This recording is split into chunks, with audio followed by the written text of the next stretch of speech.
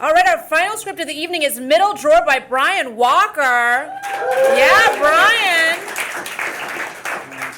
This is based on a story told by Scott Durwood. Scout, our friend Scout.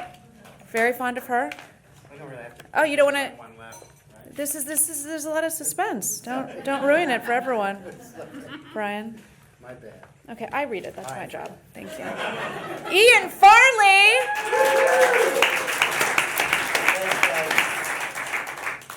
Okay, Brian. Wanting nothing but the love of her father, Scout attempts feat after feat to impress him, only to finally understand that he loves her for her and not her feats. What an important lesson. Scout is in a new television show called Mary Jane that just premiered on MTV, so be sure to watch it. Yes.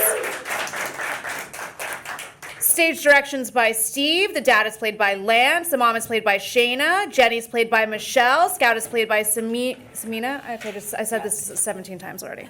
And Lucas is played by Craig. Middle drawer.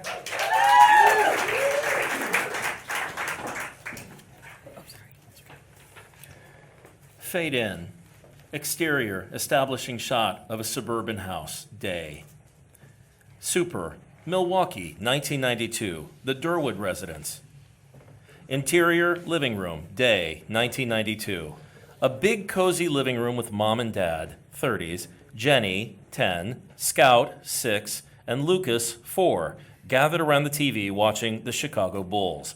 Michael Jordan makes a buzzer beater to win the championship, and dad jumps up with hands in the air. Lucas cheers along. Unbelievable! How does he do it every single time? Mild-mannered mom is doing needlepoint on the sofa. He really is something. Jenny looks up from her coloring book and gives a quick arm pump. Yes, he's so great. I wish he was on our team. Scout looks a bit confused. Dad? Yeah, kiddo? I don't understand. Understand what, kiddo? The Chicago Bulls just won the championship, and it was a very exciting end. So Dad got excited. So you love Michael Jordan? Everyone loves Michael Jordan, kiddo. He's the greatest. But he's not on our team. Jenny shows us she's already an eye roller at age 10. It doesn't matter. He's still great. I know it's a little confusing because we always root for the Bucks, but they didn't make the playoffs, so it's okay to root for another team. You know, when someone is as great as Michael Jordan, it's almost impossible not to love him, you know? Oh, okay. On the way out, Dad looks at Jenny's near-perfect drawing. Great job, kiddo. Jenny smiles. Scout opens her coloring book, and we see that she is colored way out of the lines. Scout looks sad, rips out the latest drawing, and crumples it up. Fade to black. Fade in from black. Exterior, establishing shot of Durwood residence. Day, 1995. The house looks just slightly older. Super, 3 years later. Exterior, pool, day. Out back between the pool and the pool house, which has a sliding glass door, the door is closed. 9-year-old Scout stands with Dad and Lucas, watching Jenny jumping on a pogo stick. Dad and Lucas cheer, but not Scout, after a perfect little dismount. See, Dad? I told you I'd get great at it. You sure did. Great job, kiddo. Just great. Again, noticing her dad's love of greatness. I can do that. Oh, really? Well, let's see. An utterly confident Scout takes the pogo stick. Have you ever tried it before? It's just jumping. Watch this, Jenny. Oh, jeez. Here we go. Try not to fall into the pool, weirdo. Oh, hey, be nice. And grab her if she gets too close to the pool, please. Go, Scout. Scout begins jumping, and for a few jumps, she looks great. Scout quickly gets too confident. Watch this. Trying to be clever, Scout lifts one leg, but loses balance. Wobbling to and fro, we watch the family react in horror as we hear crash. Yep, right through the glass door. Smash cut to exterior, outside of emergency room doors. Day. Exiting the hospital are Dad, Jenny, Lucas, and Scout. Scout now with 8 stitches in her forehead. You okay, kiddo? Yeah, I'm okay. Pizza or ice cream? Both. I like the way you think, kid. Ice cream pizza it is. Ew! Yay! Ice cream, pizza! Jenny rolls her eyes. Dad looks to Scout. Okay, and no more pogo for you for a while. All right, kiddo? Jenny looking right at Scout. Yeah, that's a good idea. Not great. Dad sighs as we fade out. Fade in. Exterior, front driveway, Durwood House, day, 1999. Super, 4 years later. Jenny, now driving, gets out of a running car to run into the house for a moment. Scott, still with a scar on her head and now 13, moves over from the passenger seat and pretends to drive. Interior, kitchen, day.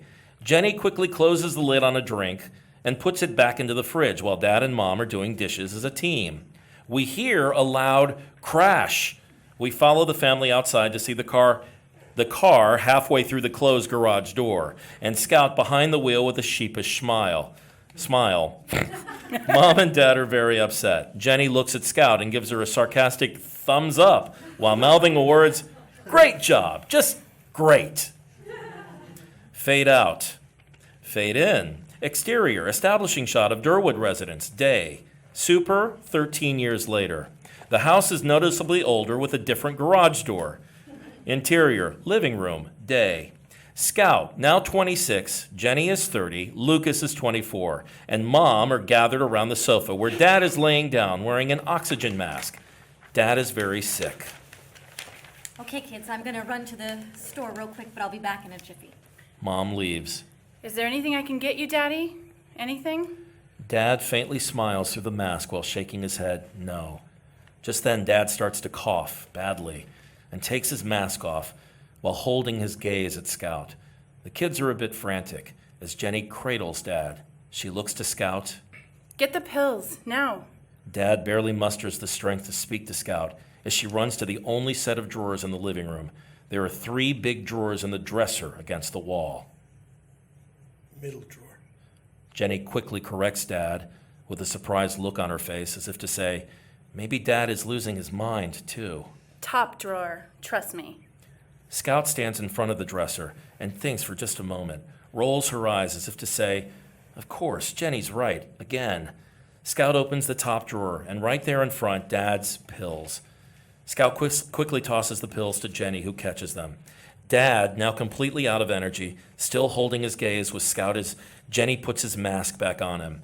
Scout, returning Dad's stare, has a noticeable realization on her face and returns to the dresser. Scout opens the middle drawer, looks at what's in it for a moment, then begins to weep.